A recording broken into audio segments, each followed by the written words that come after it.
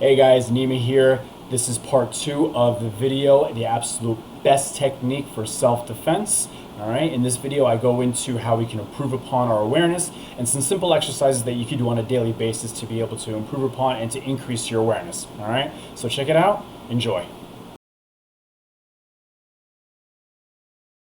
How can we increase our awareness? Okay, so a couple things that we can do to help improve upon it and increase our awareness. All right, first one, look up.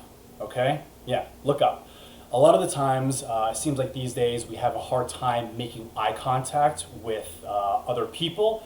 I think it's a combination of just, people are constantly on their phones, they're glued to their phones, their head is down. I live in New York City, so it's just part of the culture where you don't necessarily make eye contact. If you do for too long, it may seem like you are, wanting to start something or whatever the case is. So that's very, very important. So look up is the first thing that I would say that you do. Second piece, okay, when you look up, take in your environment, okay? So take in what your current environment is. It doesn't matter where you are. So look around and actually take in what's going on, It takes at least, a few seconds for the light to hit your eye and to be able to register what's going on, all right?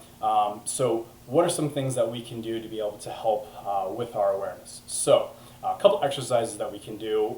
You could sit at home, doesn't matter, it could be any room. Notice some of the details of the current room that you're in. Doesn't matter where it is, all right? Notice any and all the details that you have. And then play a game with yourself and see if there are some specific things that you can notice. Like, for example, how many books do you have on the bookshelf if you have them? How many things are on the wall? How many paintings are on the wall?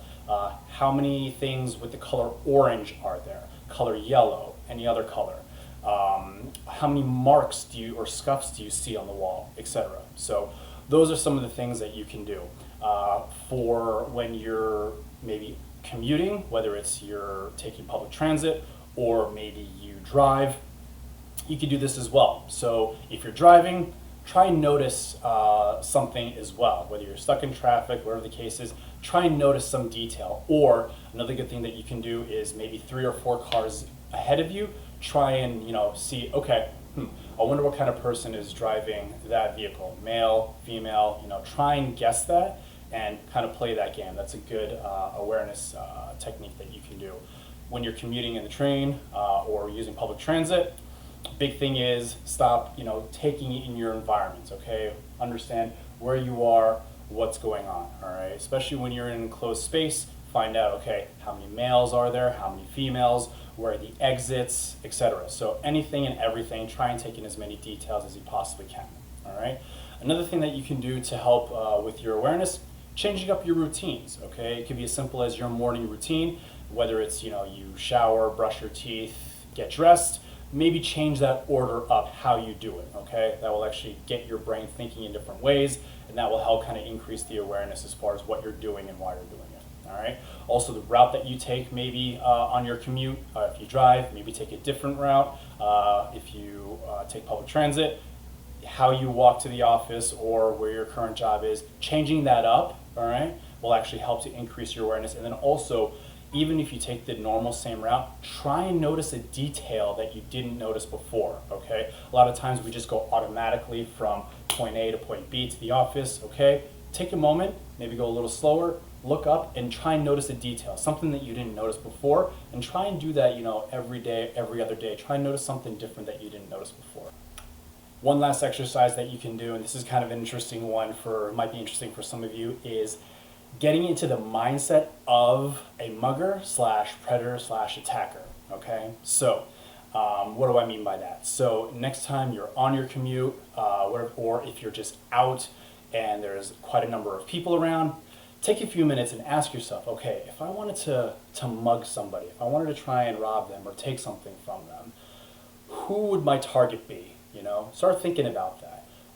It might freak you out a little bit, but it's a good exercise to do because you start to get into the mindset of a mugger. Because one of the things that I will say is with regards to people who are mugged or attacked it's calculated. It's not by accident, okay? A mugger will target specific victims, okay? People that think that they have an advantage over, people who they know they can take advantage of and to be able to get out very quickly. So everything is calculated. You know, violence is not by accident, okay? So this exercise will actually get you thinking about, okay, who could potential targets be, all right? How would you go about doing it? And then how would you plan your escape? Start thinking about that little by little. And kind of one of the things I look at is if nobody are viable targets, well then it might be me. So something to keep in mind. So playing that exercise or using this exercise is actually a really good tool to be able to get yourself in the mindset of an attacker or a mugger. This, by definition, in my opinion, is the real use of the word empathy. This is what actual empathy is, getting yourself in the shoes of someone else.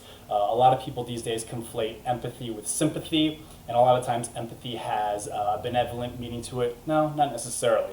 This is what actual empathy is, when you actually get yourself in the mindset of a specific mugger, where you're so desperate to the point where you're willing to see the other person as a resource rather than as a human being, and you're willing to incite violence in order to get what you need.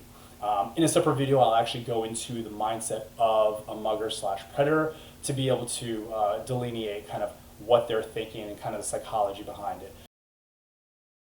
So guys, thanks for watching. Hope you found that very, very helpful. Try and use this technique next time you're out and about. Let me know how it goes. If you have any questions, feel free to email me. I'll leave my email in the description below. All right. If you're considering maybe even doing private lessons, that's something that we might be able to do.